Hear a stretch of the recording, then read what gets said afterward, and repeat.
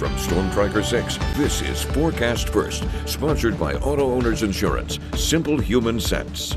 So far, all we've had this morning was this thin line of freezing rain in the pink and snow and sleet in that white, but it has been enough to cause problems. Big problems on the roadways. We've had multiple crashes reported. One looks like it's just been cleared up there along 127. That's good news, but not as lucky when you go farther south. 94 looks like westbound's closed due to that accident. You also have an accident farther towards the east there near Vandercook Lake. All over mid-Michigan, we're dealing with icy roads, so please be careful. I'll get you the latest information in the forecast coming up as 6 News at Noon begins. WLNS is here for you with 6 News at Noon. President Joe Biden announced he's commuting the sentences of 37 of the 40 federal death row inmates. Now they'll serve life in prison without the chance of parole. It's our top story at noon. Thank you for joining us today. I'm Megan Vaselli. President Biden said it's time to stop the use of the death penalty. However, he did keep the death sentence in place for 3 well-known mass murderers. Joe Sonarev, who carried out the Boston Marathon bombing, Dylan Roof, who shot 9 people at a historically black church in Charleston, and Robert Bowers, who killed 11 worshipers at Pittsburgh's Tree of Life Synagogue. Erica Brown is here for you with more on the president's decision. President Biden announced a reprieve for 37 of the 40 death row inmates in federal custody. Most of the inmates were sentenced for crimes related to the killing of fellow prisoners, prison guards, or drug-related crimes. In a statement released this morning, the president said he condemns these murderers and grieves for the victims of their despicable acts. He added he's more convinced than ever that we must stop the use of the death penalty at the federal level. President Biden has opposed the death penalty for years. He says today's announcement is consistent with his 2021 decision to put a moratorium on the death penalty. The president felt it was so important that it was a part of his discussion with the Attorney General when he interviewed him and talked to him about the job. President-elect Donald Trump has expressed no issues with the death penalty, carrying out 13 federal executions during the last 6 months of his first term, which were the first in nearly 2 decades. President Biden said, "In good conscience, I cannot stand back and let a new administration resume executions that I halted." Biden did keep the death penalty in place for 3 inmates convicted of mass murders.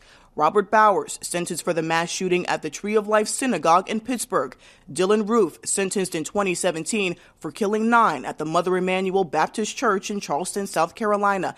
And Dzhokhar Tsarnaev, convicted in 2015 for carrying out the Boston Marathon bombing that killed 3 and for shooting and killing an MIT police officer days later.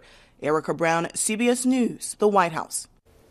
Michigan's only death row inmate, Marvin Gabrion, is one of the 37 death row inmates included in the president's decision. That's according to our media partners at MLive. Gabrion was convicted of killing 19-year-old Rachel Timmerman back in 1997. He's also suspected of 3 other killings and of killing Timmerman's 11-month-old daughter, Shannon, whose body has never been found. The owner of a chemical company in Flint is facing serious criminal charges. This comes after a 2-year investigation into a spill that contaminated more than 20 miles of the Flint River. Nick Simon has been following the case and is here for you with the details. Nick? That's right, Megan. The charges announced today date back to a spill in 2002, when thousands of gallons of oily chemicals from the factory made their way into the Flint River.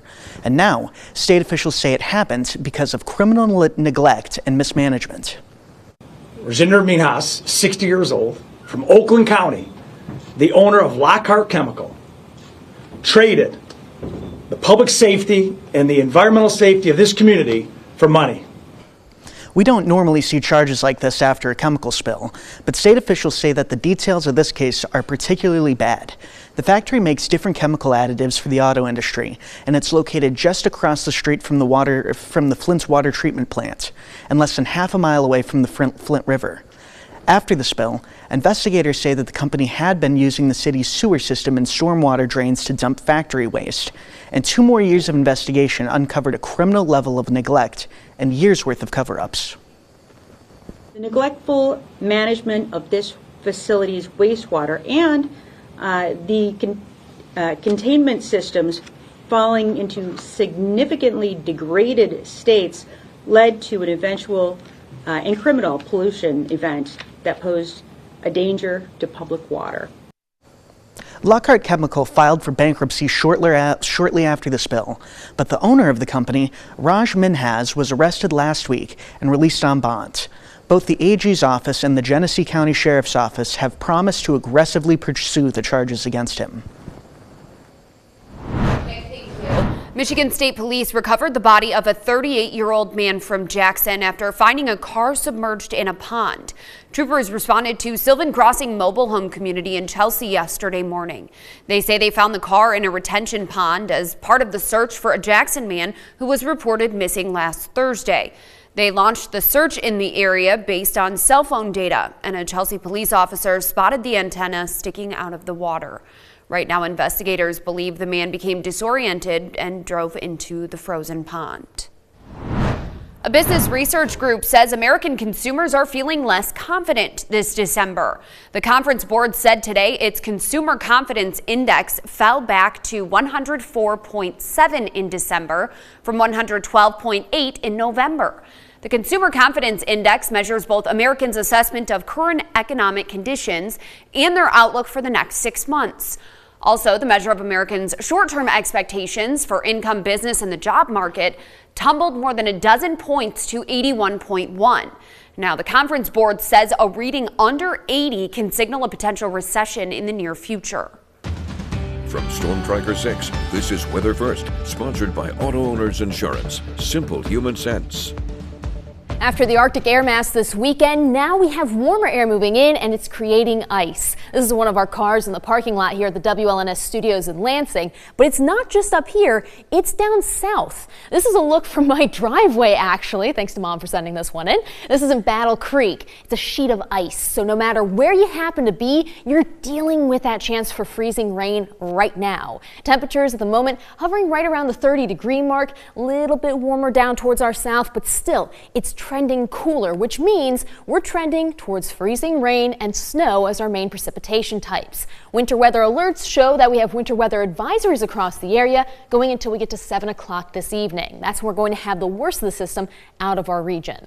All that mess that I showed you with the ice was these little tiny blips of pink. Small pockets of it have been moving through, but it's been training off towards the east. So now Adrian, Ann Arbor, Howell, up towards Flint, your roads will be the worst at the moment. Road crews are working back off farther towards the west, but we still have multiple crashes reported. So if you don't have to get on the roadways, please hold off on that.